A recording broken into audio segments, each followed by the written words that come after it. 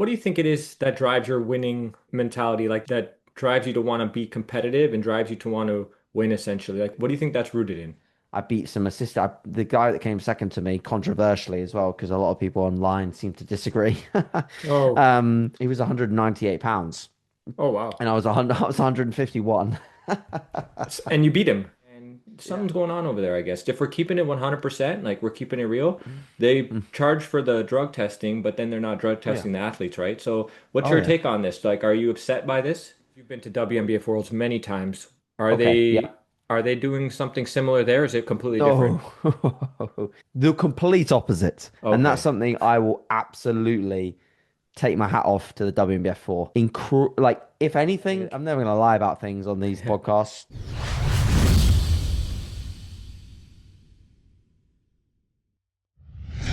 So let's start Do with it. the contest season, man. You killed it this Sure. season. Let's start there. Let's give a rundown of what shows you did, your Okay. placings, your experience, how you felt, and what the transition is now going into the off season.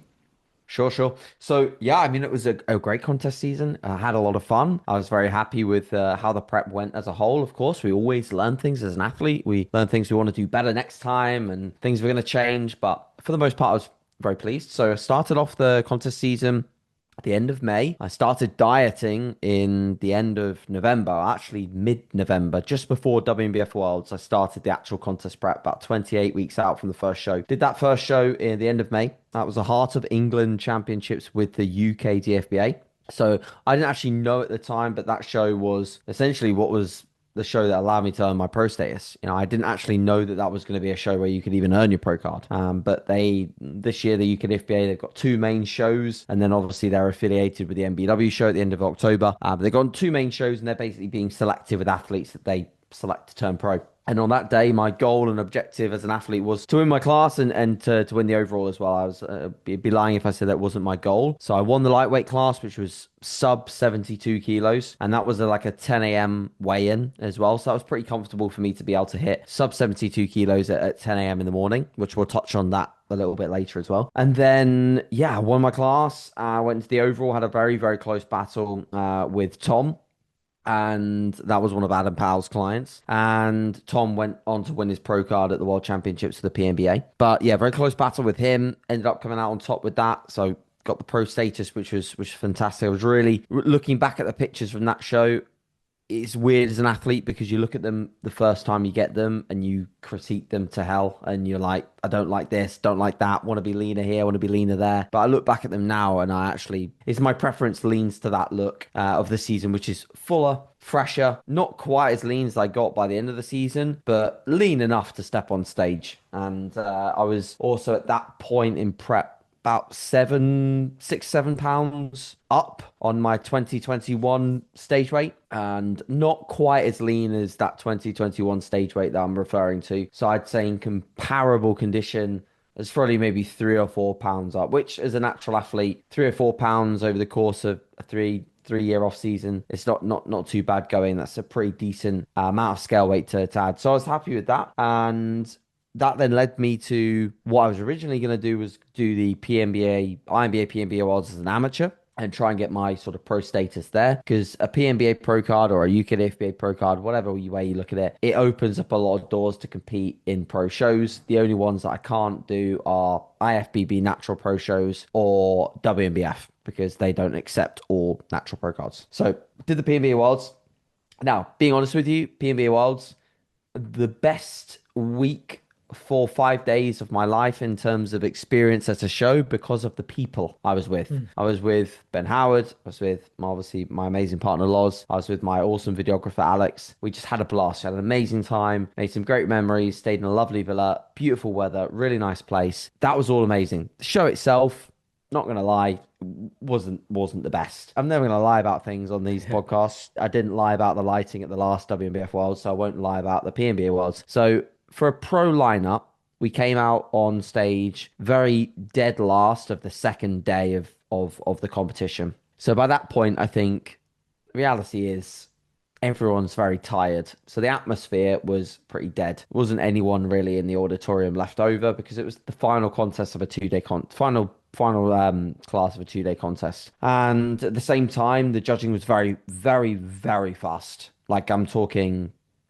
one call out for two groups maximum, and no pulling people really between groups. It was just 5 or 10 minutes, job done. And I don't think that was a thing that would have changed the results drastically. I think I was maybe like fifth or sixth. I ended up coming sixth. I don't think I have the muscle to be higher. So this is not me sitting here and saying I should have placed higher. The judging was wrong. No, no, no, don't get it twisted. I need more muscle to compete against these guys, and that's what I'm going to do now is build more muscle. But that's not the problem. The problem was the fact that they didn't even give people really a good chance to be compared. So even some of my strong points, like for example, my shape and my symmetry, despite being smaller, I honestly think I could have been compared to a few of the guys that did place higher than me on those aspects of my physique. Not size, I definitely was behind on size, but I think being compared to at least fourth place and fifth place was on the cards, but I just never got pulled into that comparison. Judging was very quick for what is a pro show where you pay a lot of money to compete and you expect to have a pro caliber show as an athlete. So that was a little bit disheartening. Came off stage from that one. I felt completely fine because I'd flicked a switch and just been like, cool, it is what it is. I've still had a great time at this show. Loz was my partner Loz, she was very upset because she thought it was just unfair that it was just so quick. And we had such a big build up to the show as well. Like, this is my first pro show. It's like a world championship, and you get really excited for it. And then for it to be like so quick and then not get quite the result I wanted either, that was just a bit like, ugh. It didn't really feel so good stepping off stage there, to be honest. Did you have something to say there, Kenny? Yeah, I was gonna just ask you because you've been to WNBF Worlds many times. Are Okay, they yeah. are they doing something similar there? Is it completely different? Oh, the complete opposite. And that's Okay. something I will absolutely take my hat off to the WNBF for. Like, if anything, they judge, you could argue, for too long Okay. because they really take their time. They Okay. really, and the thing is, if you win a WNBF world title, you've not just won because you're the best bodybuilder. The best bodybuilder will win, but you are truly tested on your ability to pose and present yourself. And that, in my opinion, is a part of bodybuilding. I practice posing for 20 to 25 minutes, continuous rounds in prep. I use it as a form of like expenditure and cardio. So when I've practiced for 20 to 25 minutes doing rounds, and I get to do one round on stage, it makes it feel like that's completely pointless. Like, posing is pointless if I'm just going to do one round of posing, Yeah. you know? UK FBA, I did multiple rounds of posing, multiple. Guys next to me, left, right, sweating. I'm dry. Why? Because I practice and I put in effort. Dirk's a great example. Dirk also does this with his posing, 20, 25 minutes, continuous rounds. Why? Because he knows that he's going to be on stage. Lightweight worlds, I think, last time round was like a 35, 45 minute prejudge. Like that's how long they're up there for. If you were to time the PNBA worlds, I guarantee it'd probably be sub 15 minutes, 12 minutes maybe, something in that region. Yeah, big discrepancy. So now WMF worlds top tier for the judging, and also I think they really realized that the athletes that are there have made incredible sacrifice and effort to get there. And regardless of whether they're going to place 16th or first, they deserve to be judged and moved around and find where they actually land. So whether that is 16th or 13th or first or fourth, both ends of the spectrum are equally as important Hmm. because it shows where you're actually at as a competitor and you get the result you actually deserve. So if you don't judge the full class or you just pick out who you think the top five are and disrespect everyone else. That's not fair. They're all there to gain a fair placing, and that is something genuinely that I think from watching shows WNBF do very well and very consistently. I've Okay. been to WNBF Worlds almost. I've been there almost every year from 2017. Wow. I think I only missed one in 2020. So, and Are, I've just literally the other week booked my flights to go this year. I was just gonna ask. So yeah, I'm gonna Okay, be so there you're again. gonna be there. Wow, so that'll be nice. Um, LA. Yeah, So LA's let nice. It's my yeah. favorite place for Worlds. Okay, amazing, man. Yeah. You'll have a lot of fun, I'm sure. What I was gonna ask you with regards to that was, were you drug tested at the PNBA Worlds? Mm-mm. See, that's the thing. I was just speaking with Andrew Oh. Palmer about Vicky McCann. Something's going on over there, I guess. If we're keeping it 100%, like we're keeping it real, they Mm. charge for the drug testing, but then they're not drug Oh yeah. testing the athletes, right? So, what's Oh your yeah. take on this? Like, are you upset by this? I don't really understand the whole drug testing fee when you're not getting drug tested. That to me makes no sense. So either you just charge a higher entry fee and you include the entry fee in your backlash way or like hidden way of like paying for your drug testing, or you drug test everyone. Here's the thing, Kenny. What is the drug testing fee often paid in cash? Oh, cash. Okay. Yeah, Ah. so So, so okay. So, you have 200 competitors paying all a $20 fee in cash. Okay, don't declare it. I know all these things because I'm doing my own show yeah. promotion. I know all these things, why people do them. Just for a heads up, at the NBW we do not charge a drug testing fee, and Okay. we do not place it into a hidden area either. We do not charge cash on the day to hide our profits. Okay. We're doing it all in a way that actually makes a lot of sense. And it is not that way. So yeah, I don't think that's the right way to go, to be honest with you, mate. In the grand scheme of things, does everyone need to be drug tested at a contest? I don't think everyone needs to be drug tested. Every single athlete. I think the logistical requirements of that, as people will know with polygraphing, is very challenging. I think the finances involved in urine testing every athlete is astronomical. And at that point, it would make sense to probably get some more entry fees or charge people some more money because you'd need it to fund it. I think it absolutely makes sense to drug test every pro Mm. because they should be drug tested. I think it makes absolutely a lot of sense to drug test pros out of competition.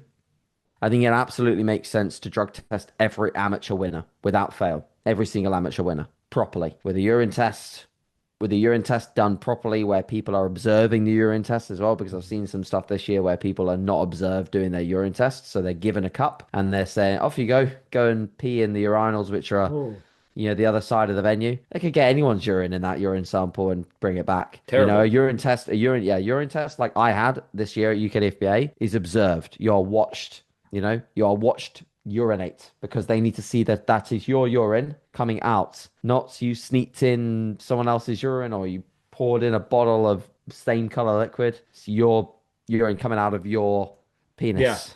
Yeah. Yeah. Exactly. So, Right. Got to so keep it yeah. raw.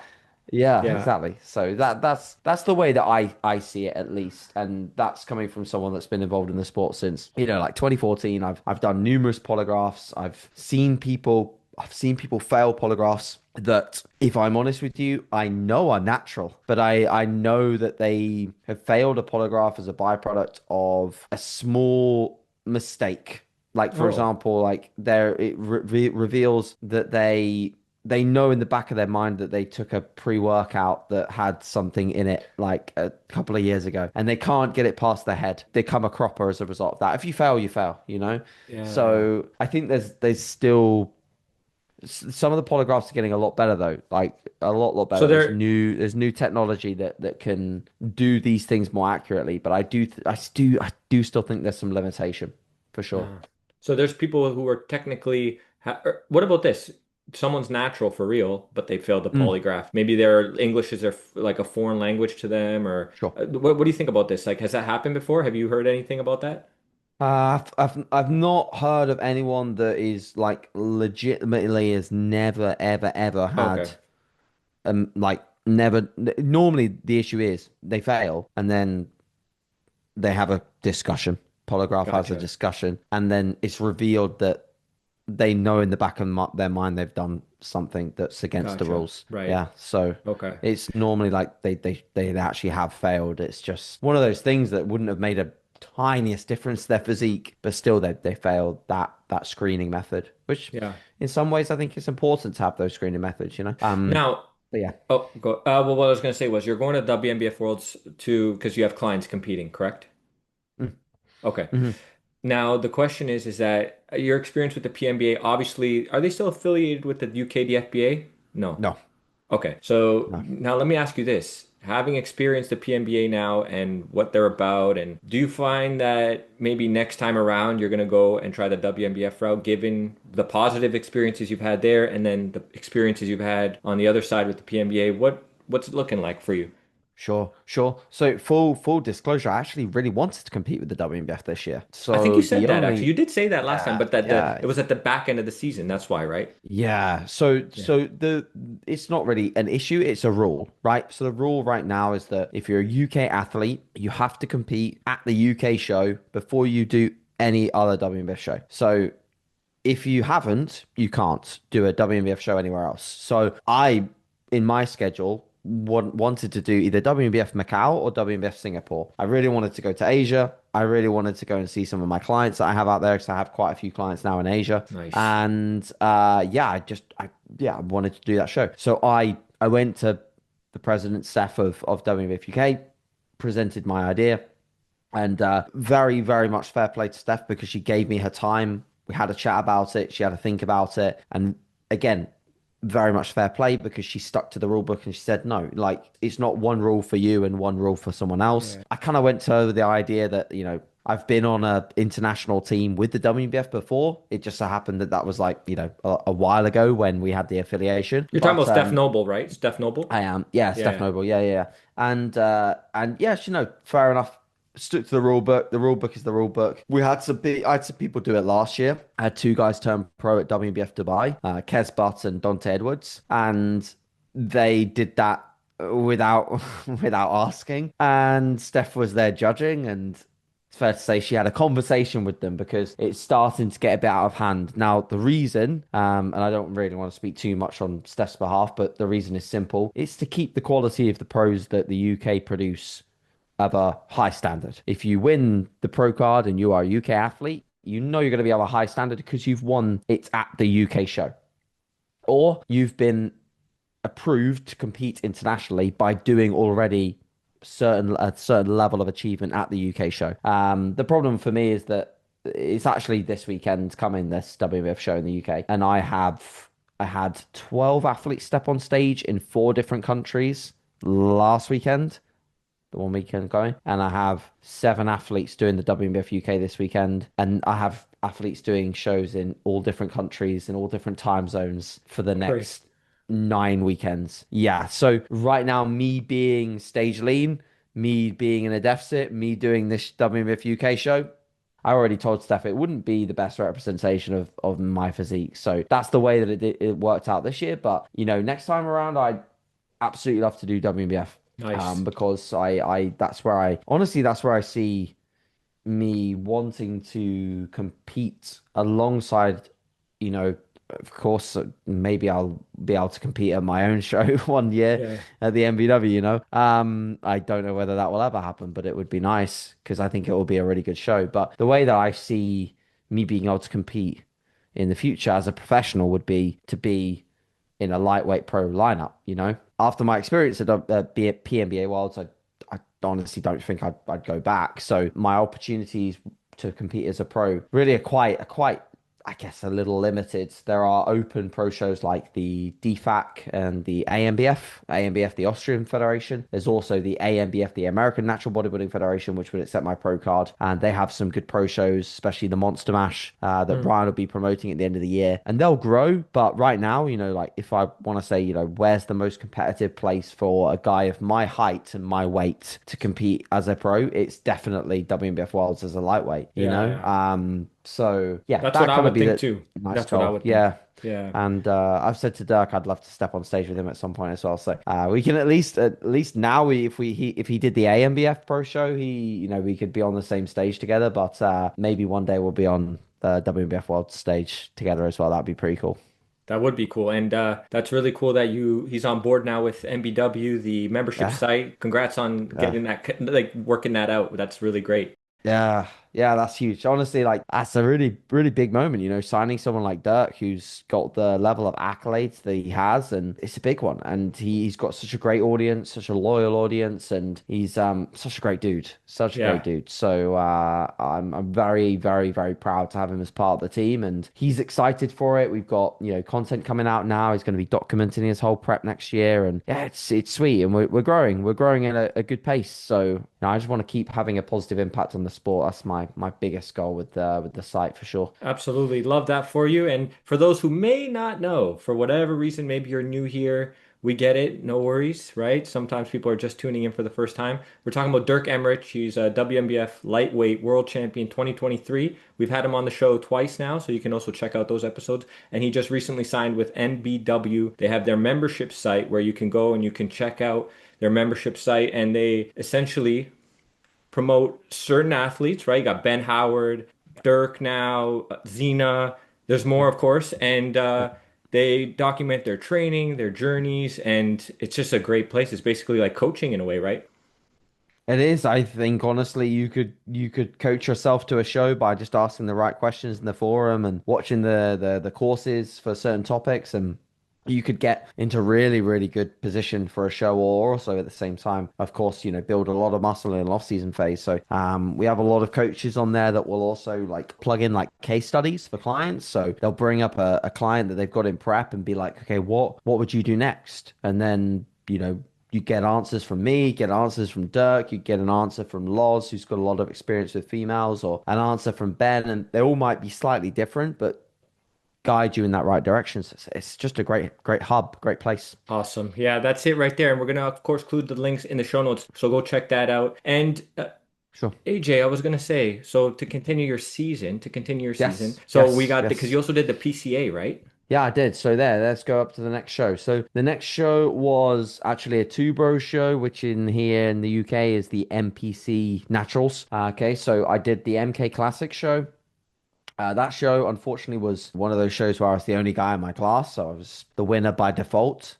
Very weird set of Hmm. events. Very weird feeling winning your class, but being the only one in it. I've never had that before, and it was Okay, just strange. So I didn't really feel like I'd won anything, but you fair. have to turn up to win. Didn't get the overall that day. The bantamweight won the overall actually, and yeah, it was for sure. Just I think for me that was one of my most interesting stage of looks because I decided to definitely try to get into the lightweight class. So I didn't know who was going to turn up on the day. So if I'd known that I was the only one in my class, I probably just would have done middleweights. So the problematic thing was that by that point in prep, so on the show day for the Heart of England, the morning of the show, I weighed in at 71 kilos. At the 10 a.m. weigh-in, under 72 kilo weigh-in, I was like 71.8, 71.9, just into it. Now, by this point in July, so I'd already been dieting for another like 5, 6 weeks. I'd improved condition, but still realistically, I was waking up in the morning looking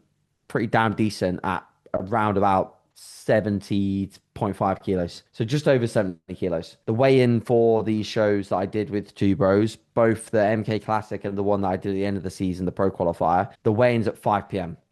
Hmm. And I decided that I wanted to be under 70 kilos by 5 p.m. So by that point, the only way that I could really do that was some pretty decent manipulation to food and a little bit of manipulation to water to get there, and also just dieting a bit harder as well. I've achieved what I wanted to achieve, got the pro card. These next few shows, let's just see what I can do. Let's see what I can do with like just pulling off more body fat. So I went pretty hard with the diet. Calories were in the region of like 1500, 1400 per day, steps at about 15K a day, cardio at 45 minutes most days. Like I really went after it. Probably the hardest that I'd ever pushed a diet. Came down well in body weight, and you know what? I was pretty happy with what I saw, even though I was like pushing really hard. So I stepped on stage at that show, definitely super flat and depleted, like not really eating much on show day either because I was afraid of what would happen to my body when I'd been pushing so hard. Try because basically when you push really hard, you create a high fatigue environment.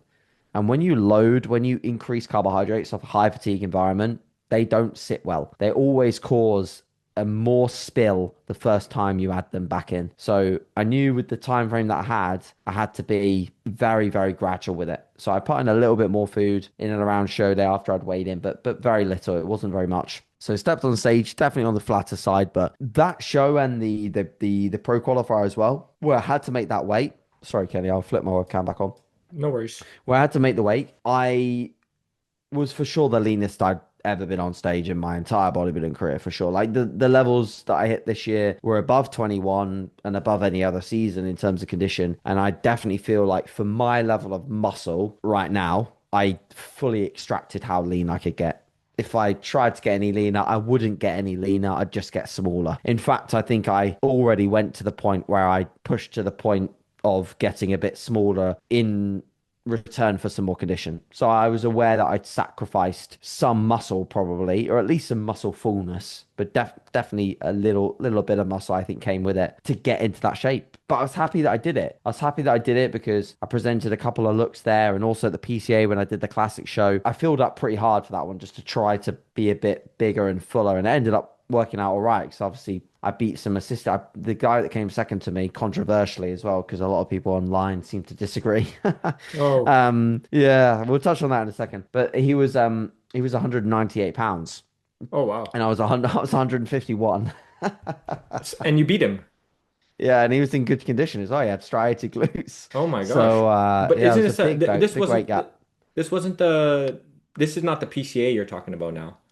Here's the PCA. The PCA was the only non-natural show that I did. So Oh, okay, okay. the PCA show that I did was not drug tested. The Two Bros NPC shows were both yeah, they were drug tested. Yeah, yeah, yeah. The So two bros. Yeah, I'm yeah, familiar with them. Yeah. they were natural shows. Was that your But last show yes, of the season? The two bros? The Two Bros Pro qualifier, yeah, at the end of July, that was my last one. That was the last one. And Yeah, yeah. that was a good show actually.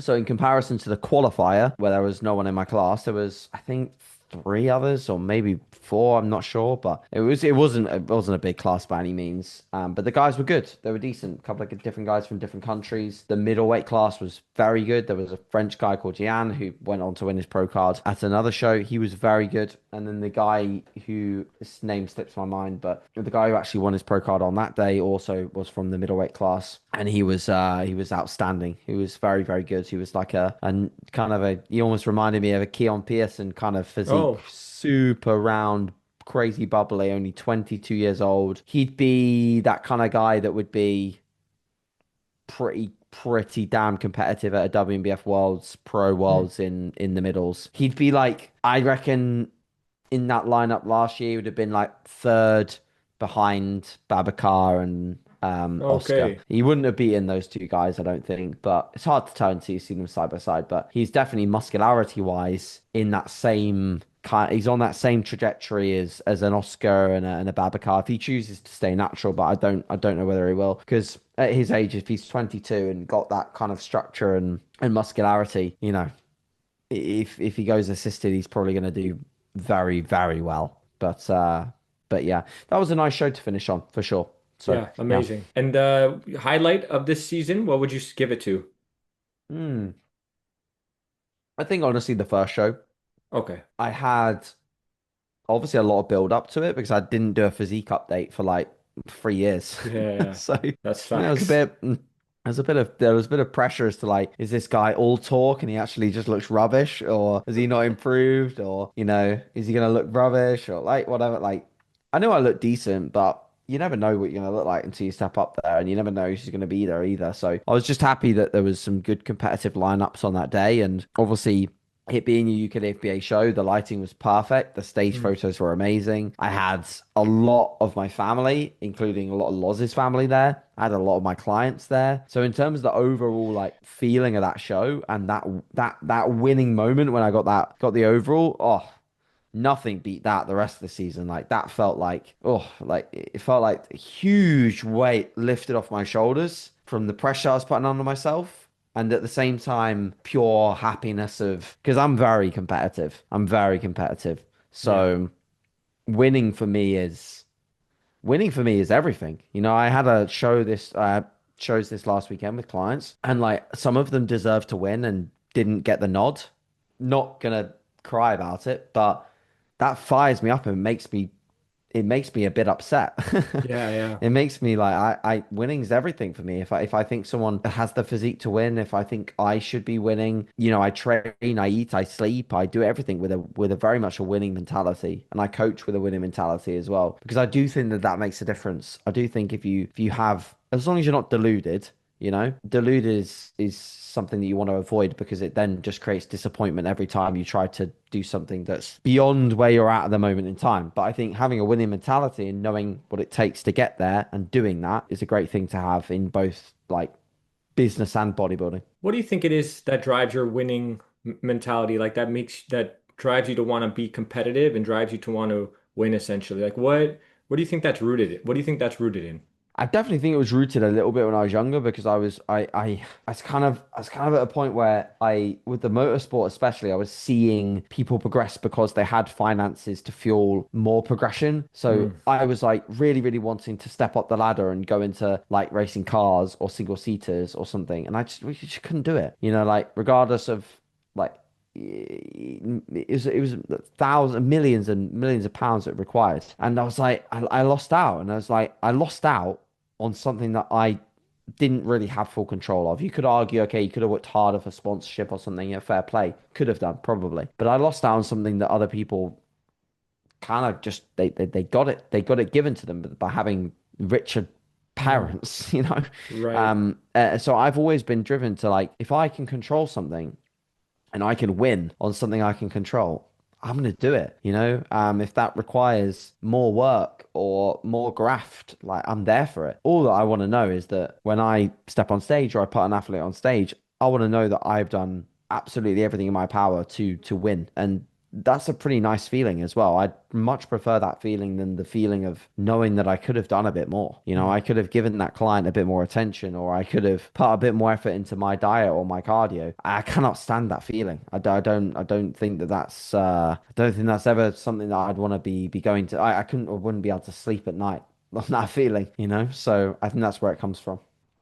Interesting. I think sometimes I'm wondering like if it's how much of that's driven through ego, like the Yeah. feeling admired or feeling like, oh, you're doing Yeah, for something sure. so great and people telling you that, and how much of that drives that winning behave like wanting to win and that behavior, if you will. Do you ever think about Yeah. this?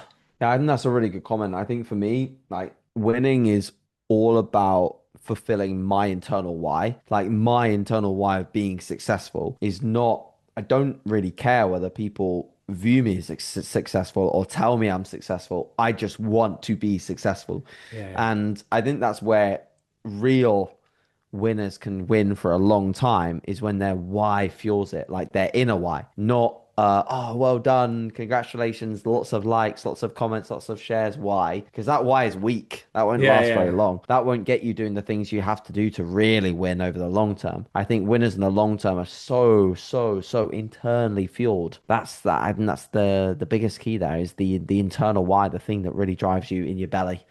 Yeah, that's a great way to end that segment off because people got to start questioning that. I think if you're finding yourself in and out of the process, or Yes, you got to ask yourself why you're really doing it, right? Like, what's the real 100%. reason? And do you really love it? And is there something there? It's almost like the oxygen. Like, you can't live without it almost. It's just, you That's can't it. explain it. It's like Yeah. unexplainable. It's just, you need it, right? So, why don't we talk about how the training looked leading up to your contest season and Yeah. then what you're looking to change now that you've got the results from the season. So let's start with how it was leading up to the show and your reasons why you were Sure. doing things the way you were. Sure. So majority of the time that I was in prep, my training split was pretty typical for what I'd been running in my entire off season, which was some form of like